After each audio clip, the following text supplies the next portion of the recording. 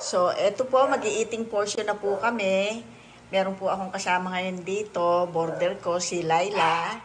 Hello po mga kaibigan OFW at mga hindi rin OFW. Kamusta na po kayo? Ako po, eto okay lang. Nangingitim, busy-busy sa garden, kaya bibihirang mag-vlog, mag-share sa inyo ng mga lutuing pang araw-araw o pang merienda, gano'n, mga kakanin, gano'n. Kasi at dami pa pong ginagawa. Diyos ko, libang na libang ako sa mini garden ko kung ano pa ng mga aso. Ngayon po, may isi-share ako sa inyo na gagawa tayo ng liver steak na napakasimple lang, konti lang ang sahog, pero napakasarap. Hindi na po natin gagamitan ng mga kung ano-ano pang mga ingredients na para ma-attract yung iba na ito, masarap kasi ganito. Ito po yung oil style, pero meron akong iti-twist na isang klase. Dati po kasi, diba, toyo lang, yung ating ginagawang liver steak o beef steak o pork steak, toyo, kalamansi o lemon lang at saka sibuyas, panalo na ang lasa. Pero ngayon po, twist po ako ng konting sweetness kay Mamacita's oyster sauce. Ito po. So, ito po, nagpapainit ako. So, ngayon, ito po yung liver. Bumili ko, fresh po ito. Kinuha ko yung kalahati kasi yung kalahati, gagawin ko siyang isasama ko siya dun sa sisig. Magsisisig tayo ng maskara, kalahati ng ulo. Pero ito muna po unahin natin. So, ito po siya, nilinis ko na po siya, in-slice ko po siya ng strip lang siya. Dati palapad, ngayon, strip ang ginawa ko para na iba naman. So, ayan. Pero papainit na po ako naman. Pero ano ko na po siya, pondo ko na kasi kahit hindi po ito i-marinate ng matagal, pwede po. Kasi ang gagawin natin, yung sauce niya, pagkukuluan natin siya, turok sa inyong ibang style ko naman ngayon. So, ito po, lalagay ko na yung lemon, yung kalamansi po ito. Mga ito, tansyado na lang po nyo ito, mga 4 na kutsara. Soy sauce na, ayan, silver swan. So, tansya lang po, siguro mga 4 na kutsara ito, kasi ganun lang po ako magluto, tansya lang, tapos titikman nyo na lang, para malaman nyo ang lasa. Hindi po ako naglalagay ng asin pagka mga ganito. Ngayon, konti na ilalagay ko kasi meron po siyang oyster sauce na ilalagay. May alat ko ito, baka umalat. Madali po magdagdag ng alat kaysa magbawas kasi ito hindi pwede sabawan. Ganyan lang po yan. Hindi po tayo maglalagay ng paminta. Pag naglagay tayo ng paminta, hindi na siya liver steak o halimbawa beef steak o halimbawa naman ay pork steak. Pag naglagay tayo ng paminta, adobo na po yun. Yan, maraming klase po ang pagluluto. Meron pong iba, nilalagyan yun. So, depende po yun. Kanya-kanya po tayo ng style. Ito po, ilalagay ko yung 2 portion ng sibuyas na puti ang ginamit ko. Yung maliliit, ipiprito ko muna siya. Kasi ito ang pantaping natin mamaya para makuha niya ang lasa. So, ito po siya, yung white onion. Ayan. Pupunin natin yung aroma niya. Ay, babalik ko pala siya dito. Parang medyo mailog yung ating natin dahil ito pong frying pan ko na ito talagang super ang ilit niya pag-ilit. So, ngayon po, kasi ito po pantapin natin yung isang klase ba. Pareho po yan, kaya kinuha ko yung magandang round. Ito yung maliliit, masarap. Kasi iba, gusto nila sa beef steak, liver steak, sa onion, fresh. Kaya meron naman po tayong na-fry. Talaga yun po, isa sa mga nagbibigay ng aroma. Yan, puno natin siya. Yan.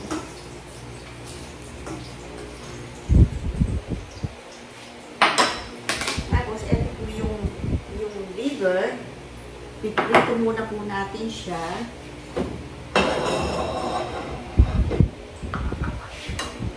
Yan. Ibubus ko na po siya direct lahat. Ayan. Kaya kahit po hindi natin i-marinate kasi maluluto siya dyan, kukunin ko yung sauce mamaya. So, ito po, ibubuhos ko na po siya. Ayan. Tama na.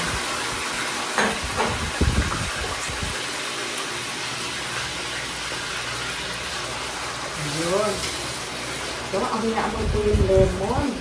Kalamansi po ito. Pag wala kalamansi, pwede naman po lemon. Ayan siya. So, i-cover ko po siya para maluto, para matuyo. Hindi po matuyo. Para maluto. Kukunin ko po yung sauce mamaya. Ayan. Cover natin. Pahinga muna. Ayan. Balikan po natin mamaya. Piniplistig pa po. Ayan.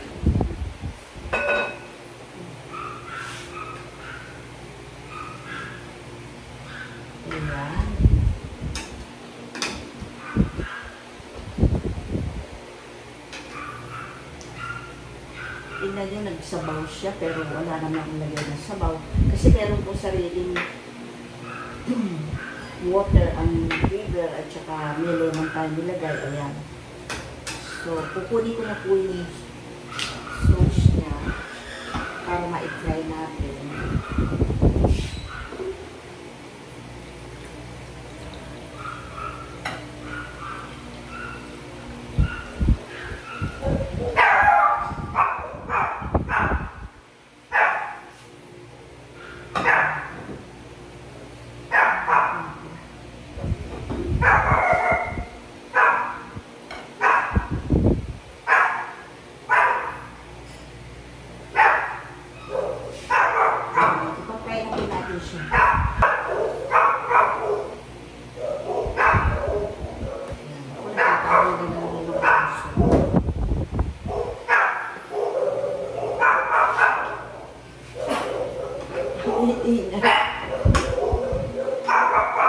So, ito na po, pinapry ko na yung liver. Ang ating gagawin, liver steak para masarap ipapry po natin yan. Ayan. Ayan. So, medyo okay na. Ilalagay na po natin yung sauce niya. Babalik natin. At napakalilang po na napakasarap. So, ito po makapry na siya. Nakikita ko sa inyo ng close up. Gusto ko fry na fry. Pero depende po sa inyo kung gusto nyo na-fry mabuti. Kasi talab na talab po yung yung lasa.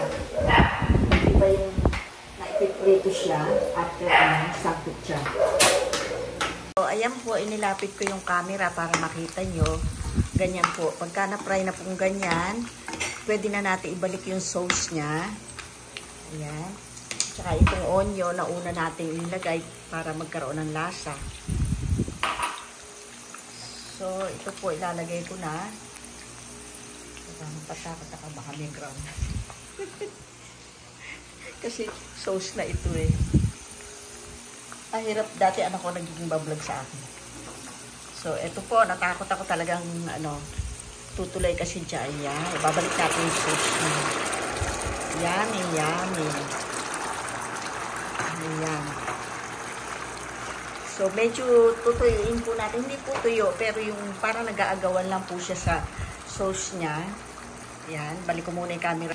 Kinuha ko na yung dumaraming oil. Kinuha ko yung oil. Ayan. Uy, sakto na. Ayan, malulunod siya. Ngayon, lalagay ko na po itong malalaking sibuyas, yung onion, white onion. Tapos, lagay tayo ng ito. Pampayana. Ganun lang po yan. Napaka-simple pero napakayami. Ayan. Okay na po yan. Kasi meron lang natin. Ayan. Ito na siya. Ayan na.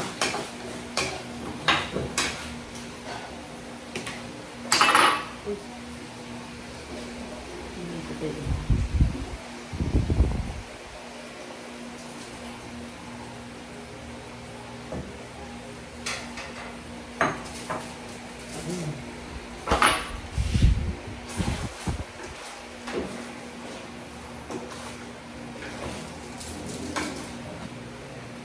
Hindi ko na po makakalimutan. Mag-a-add pa na ako na may kausap.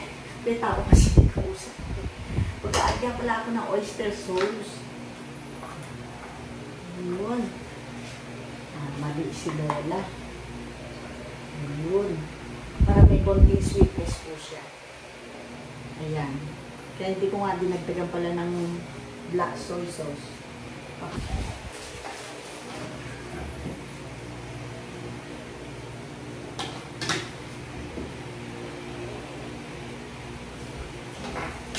Ako, kalaban po ito ni Batman. Alam niyo naman, ang mga liver, bawal sa may uric acid. Kaya pakikita ko lang sa inyo, titikman ko lang. Favorite po ito ng aking mga alaga. Pero paborito ko po ito noon, nung hindi pa mataas uric acid ko. Ito, madalas ako mag-adobo nito, mag-liver steak, ganito. So, eto po, mag-i-eating portion na po kami.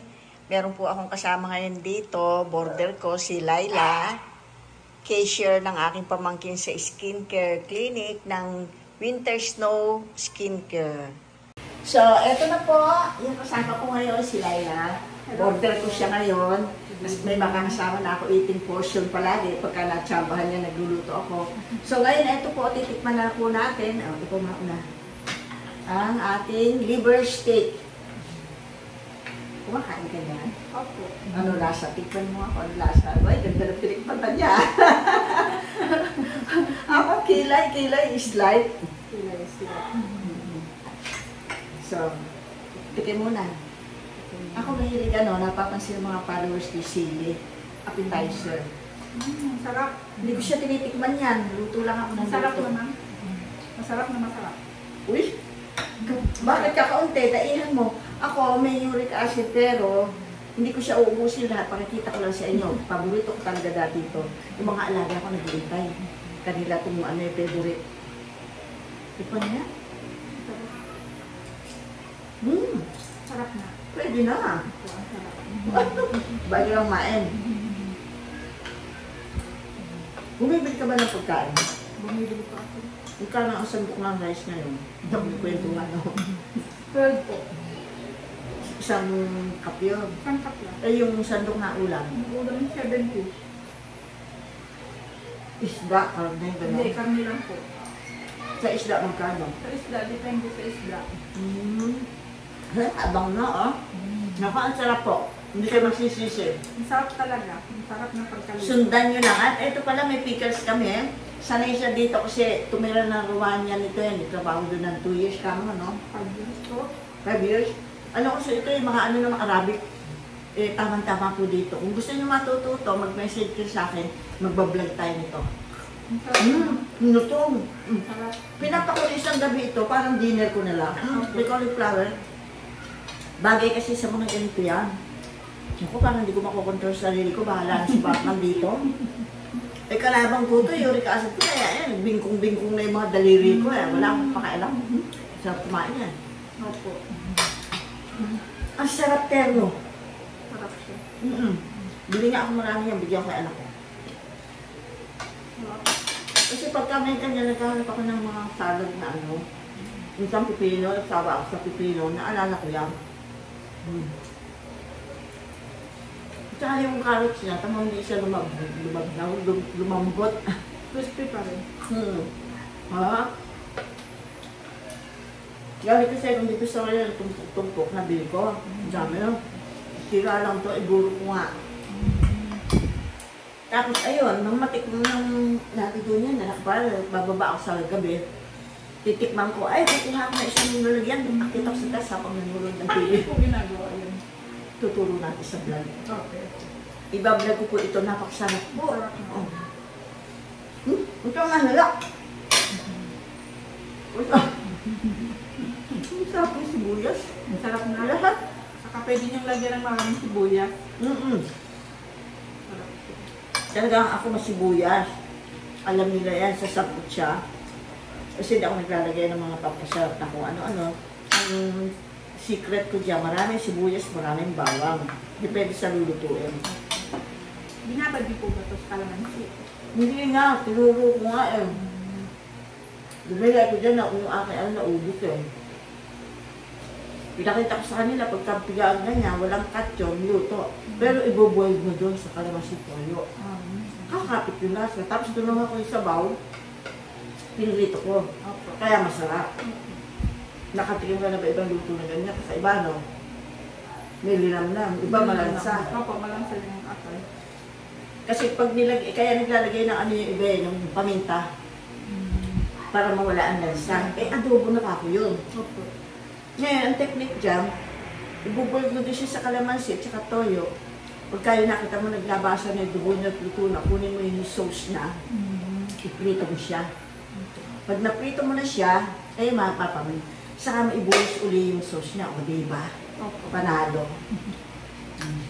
Yan yung mga old style na luto na simple-simple, napapasarap.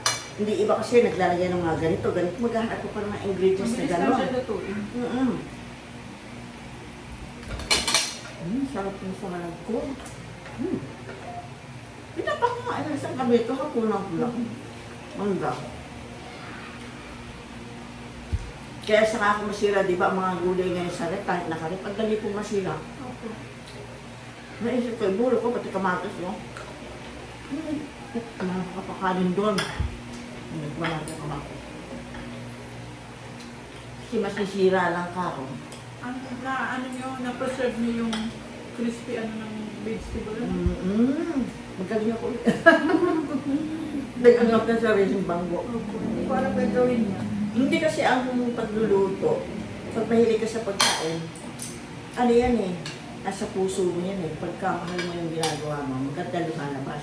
Opo. Kunin ka natin ang sarap. Isa, radish. Kasi mauumay ka dito eh. Opo. Dapat meron kang ganyan. Ano tawag sa atin kung na ganyan?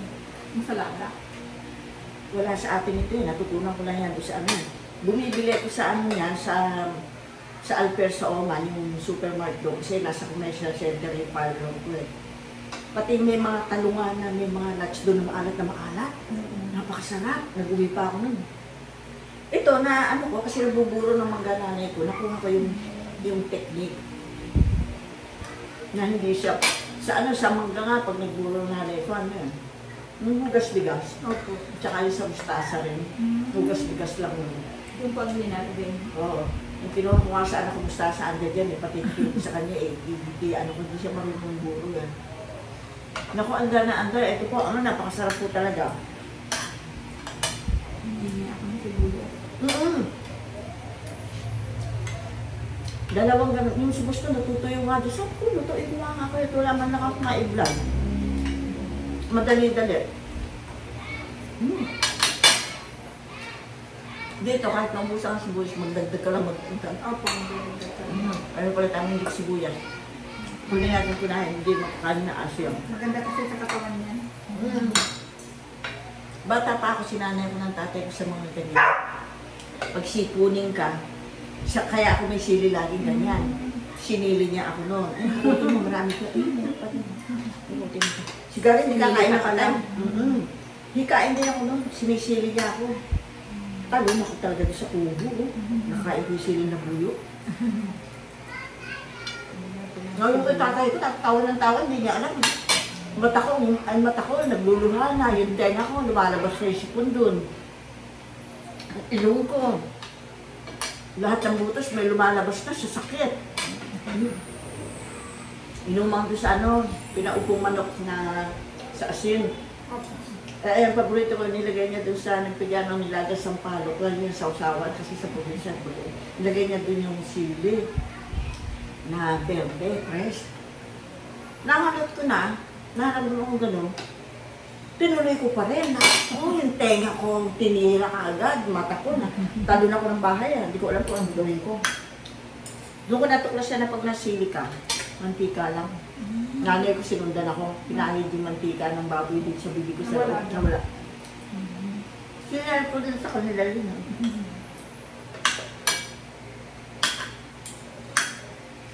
Daming kanin. Ngayon ka. Mananaba ako nito.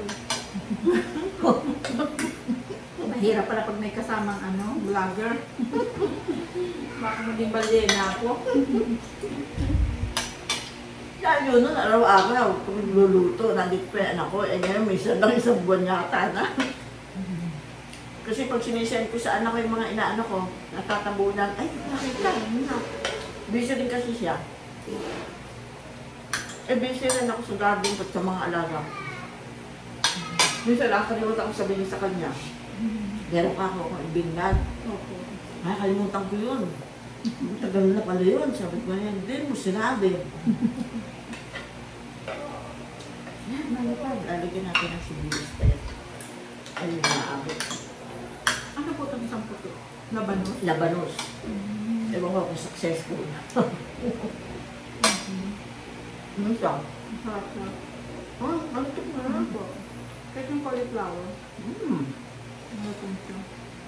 Nilagyan ko pa ng sili kasi masisira lang. Sabi ko yung bell pepper, madali masira, malmahal.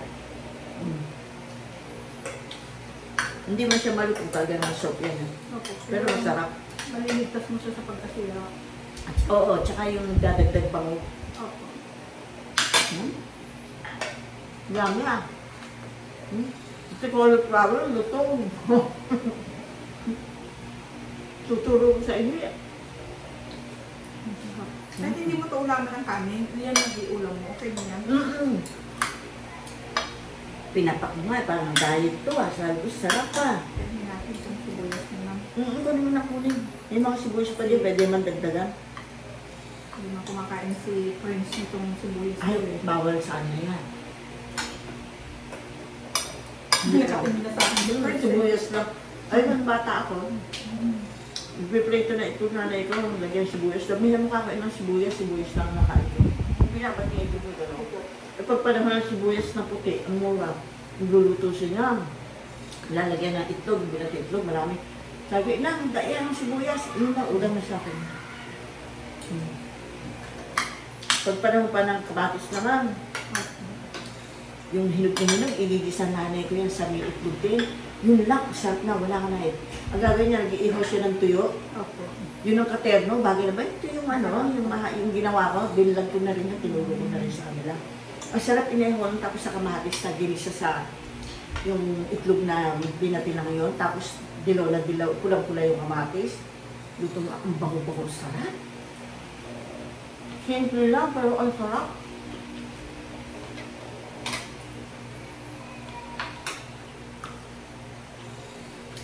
Minsan natakaw ako na may kinain na akong karinderya. Ay ko, parang miss ko ate.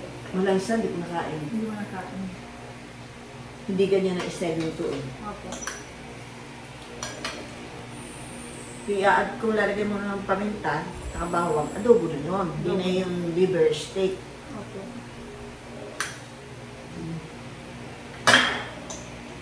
Kain ka pang kanin. Salamat po. Gabi.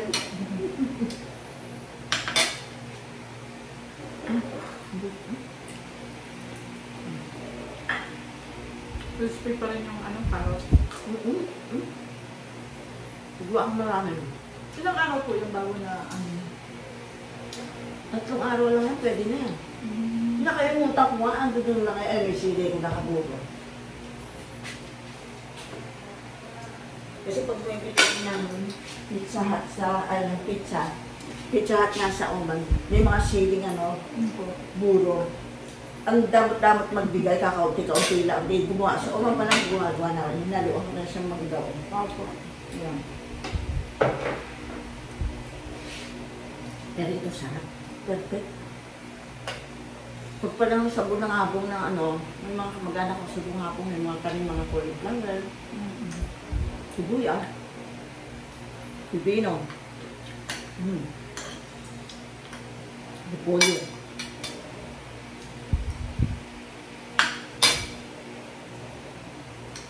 Ang sarap, no?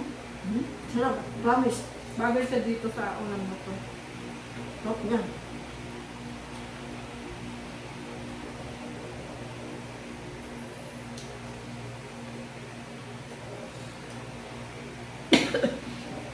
Excuse. Huwag ako sinipag bukas yung biscuit.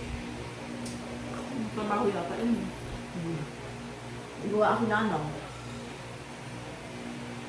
Kanton bagnet. Ang bagnet natin yung mascara. Sarap.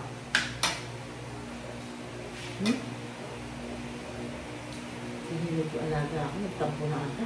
Dakal-dakal. Hindi ko kain na butang. Baka pumunta sa kwarto ko. Ako, baka inihian mo. Sulitin ko nga ako. Baka pumunta sa kama. Paano po? Mahaba-haba na itong aming ano. Sana nag-enjoy kayo. Tuturo ko sa inyo ito paggawa ng pickles. Napakasarap. Iba po yung tinuro kong pickles na mangga. Yung tinuro ang pickles na maganda rin. Ang sarap nun. Mangga-mangga na lang. Ang tagal na may nagre-request sa akin no. O sabi ko, eto nakakita ko manibalang na mangga. Lagyan ko siya ng sili at saka ano, asukal, asin lang yun. Naku, matagal ko na ba? Ako po kayo nag-request na yun kaagad nila. Ito pala, nakalimutan ko share sa inyo, mahilig yung gagawa ng salad. So, paano po, shout out po sa mga nakakasalubong ko. Diyan sa Robinson, dito sa amin sa lugar na to, kung saan may nakasalubong ako, shout out ko. Nakalimutan ko po yung pangalan, pasensya na po kayo. Sige po. Hindi ako, ano na. Napapanood niyo po ito. Promise, ang sarap. Naku, tumitingala niya aking alaga, oh. Bye-bye ka na po sa kanila. Bye-bye. Ito yung nagpapapansin. Yung kanyang ulam, inuulam namin. Bye-bye po. O, yan.